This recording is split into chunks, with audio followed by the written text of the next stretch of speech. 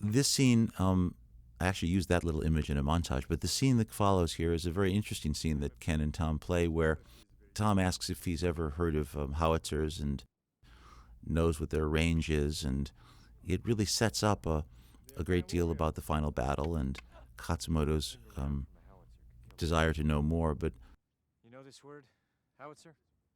most important, what it does, it evokes the there's really what the sword means between Katsumoto and the Emperor when he says the Emperor gave the sword to my family 1,000 years ago or 600 years ago, and the idea that he serves only in the Emperor's service was an important point and one that I hated losing. But the truth is, the conversation really wasn't necessary. And at the end of the day, you only keep in a movie those things that, particularly in a longer movie, those things that are really essential. And it's a kind of a sacrifice that takes place where you give up something in order to get something.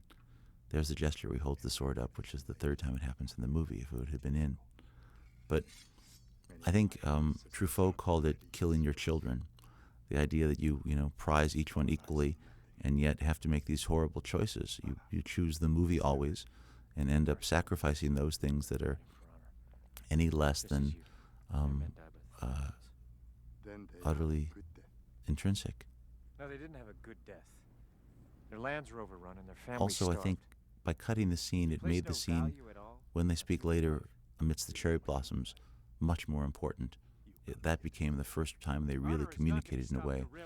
By cutting this, it meant that their communication had been in some sense stilted before this moment, and only after they fought side by side are they able to talk in a different way.